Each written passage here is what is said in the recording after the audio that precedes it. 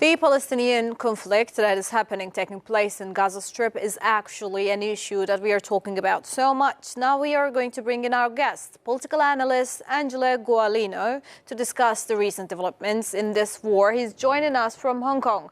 Thank you so much, Mr. Gualino, for joining us here on Anews. I would like to start by asking the fact that we're watching every day how mass funerals of Palestinian civilians are being conducted. This has clarified that the death toll on both sides isn't the same, and the Gazans have suffered the brunt of Israel's violence. In the light of these events, what do you think are the prospects for a resolution to this long-standing issue? It seems there is no resolution on site. I think there's a long-term plan. The Israelis, the Zionist regime, has been clear all along. It is about expelling the rest of Palestinians that are still in the Gaza and Cisjordania, and this is the long-term plan. We see on the map since 1948 the land that was confiscated from the Palestinians. So it's bits by bits. It's what we call a salami slicing strategy, that you take it bit by bits. And what they have on their side is they have the US, they have the collective West. But what is shocking here is that we are talking about a people that were victims of a Holocaust that are actually perpetrating a final solution on the Palestinians. And you have bluntly members of the government that are calling for really a final solution, the nuclear bomb. And this is extremely worrying. But keeping in mind that this project, the Zionist project, is in fact, we need to go back to history. In 1907, there was a Bannerman, Lord Bannerman, that met with the members of the British Empire, and they wanted to create what they called a foreign entity. And later on, they find a solution to use the Jewish nation as a platform to just go into this foreign entity and to divide and rule the Arab world. And this is the function of this Zionist regime.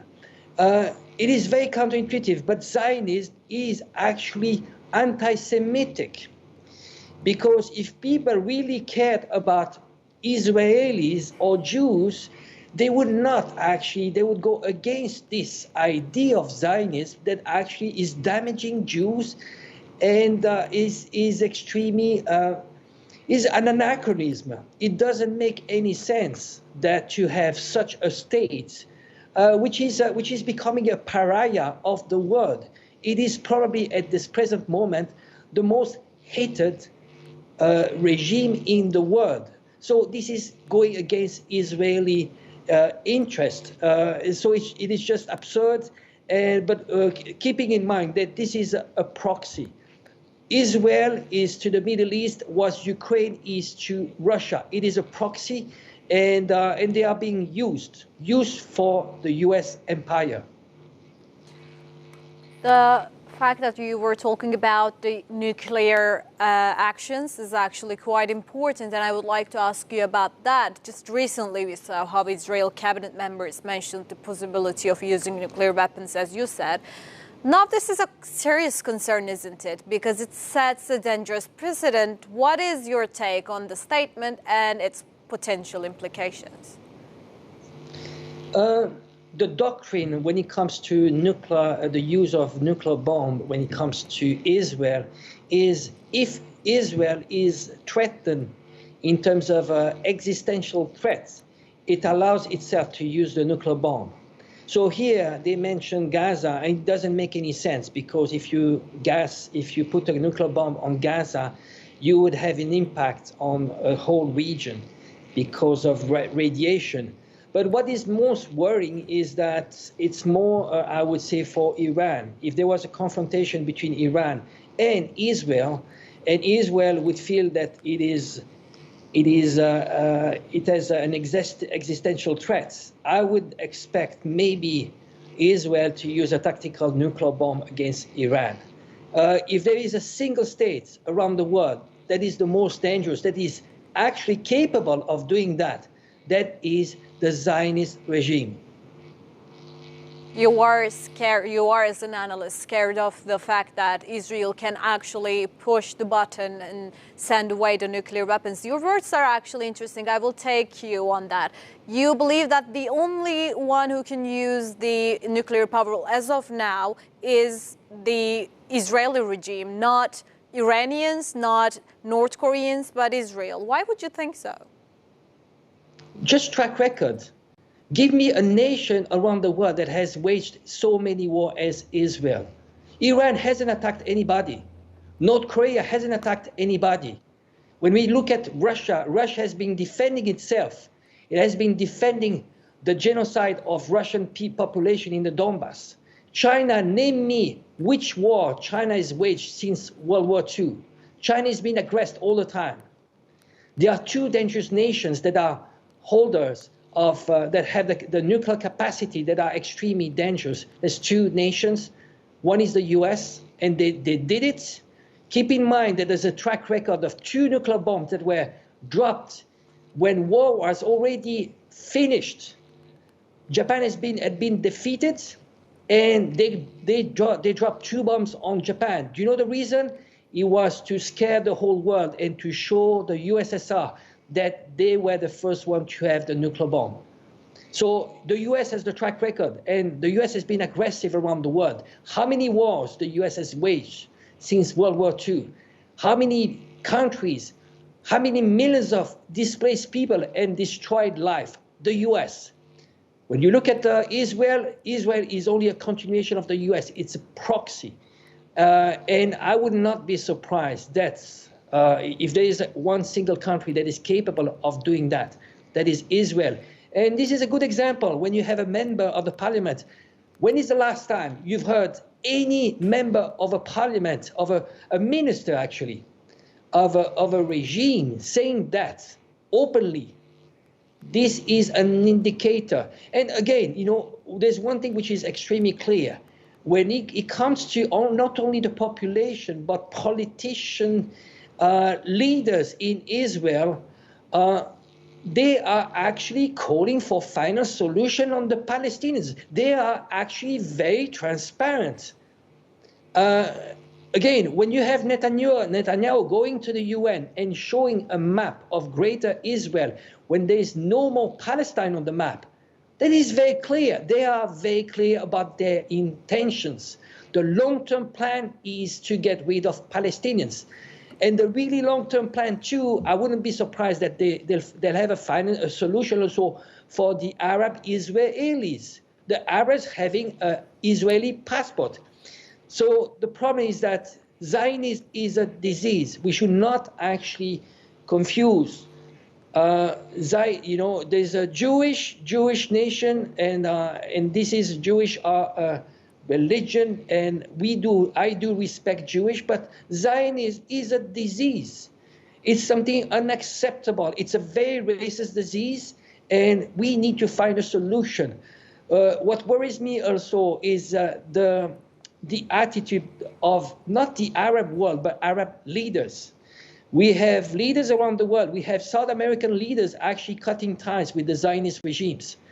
What I see from the Arab world, Arab leaders, is just talk, words, nice words. They are all pro-Palestinians, but where are the actions? Who are putting actions? I think my personal opinion is that since the normalization of the relationship of the whole region with Israel, the Abraham Accord, I think there's a tacit agreement in the whole region to drop the whole Palestinian question. The Palestinians have been sacrificed, and that's a fact. We can't, they are alone. The only way that this could be solved is that if the US is no more big brother backing the Zionist regime, maybe there could be a solution. But as long as the US is the hegemon in this world, there is no solutions. Many conflicts around the world will be solved once the US will not be this hegemonic power. Mr. Angelo, the statement that you shared about the Semitism versus the Zionism is actually quite important. The problem here is the Zionism, not the Jews, as you mentioned. But you said the only country in the world who took an action on the nuclear weapons, and I will talk about that, US. As you know, the United States Secretary of State, Antony Blinken, has also held the talks with the Turkish Foreign Minister Hakan Fidan. Both sides are continuing to engage to enable a ceasefire rather than humanitarian process.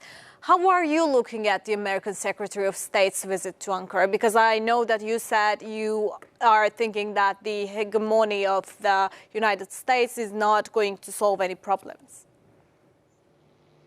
How do I see? I think they're playing with times. I think every single day that passes, people are watching what is happening in Gaza. People are horrified. But there is a disconnection. One is the population. Most of the people around the world are horrified. The problem is that we have a difference than the media are in the hands of the globalist elites, which are backing the Zionist regime. And we have also the leaders. When we look at leaders in the US, in the EU, those are leaders that are not working for their people. Because if they were real democracies, they would listen to their people and they would go against this genocide. So that is the main problem. We should differentiate two things. One is the talk, and a lot of leaders, especially in the Arab world, are all saying big words when it comes to Palestine. We are all with Gaza. We need to look at actions. What are the real actions? Because it's been decades that everybody is pro-Palestine. But what did they do for Palestine? That's the question.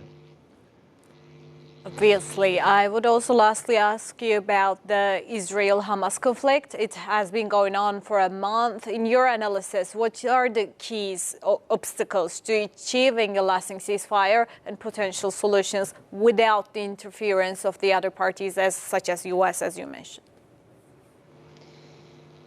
Hamas is a very complex question, actually. We need to look at the origin of Hamas. Hamas is actually, it comes from the Muslim Brotherhood, and they've been propped up. We should never forget that Hamas actually fought alongside, keep in mind, alongside ISIS and Israel in Syria.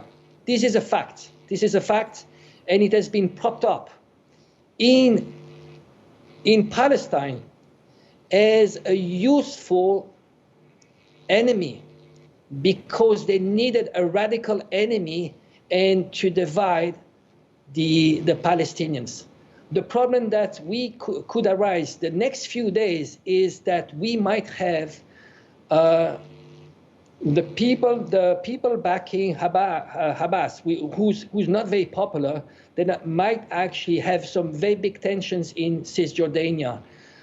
There's no, to my opinion, I don't see any solving problems outside because I think Israel will do everything they can to do this, to wipe out Gaza. That's the plan. That's the plan. They want to do a parking lot. They are going to bomb everything. They are going to do something very similar to what the Allies did after World War II. The Allies had 1.5 million prisoners, German prisoners, and they found a status that for those prisoners that was not covered by the Geneva Conventions. Those prisoners, they left them rot in open air, under tents. They starved. Out of 1.5 million prisoners, 1 million died. I think this is a solution that Israel might look for when it comes to Palestinians. They are going to humiliate them. They are going to starve them. And this is it's a collective punishment. And what they are hoping is that people, they are going to be desperate and they'll want to leave once for all and maybe go to Egypt. It is I don't see any solution at sight. Why? Because again, this is Israel is a long-term plan, and it's backed by the U.S. And the Palestinians, they've been dropped by the whole Arab world. There are only a few nations that are doing something about it. But again, I think this is realpolitik. Many nations in the Arab world are not going to go into a fight against Israel and against the US simply because they cannot win. This is realpolitik, and the big losers here are Palestinians. Mr. Guarino, thank you so much for your insightful explanations about the current situation. Although we hope the resolution to happen much better, in a much better way that you expect it to be, we all hope that. But as you say, the future is unclear in the moment. Thank you so much for joining us here on Anews.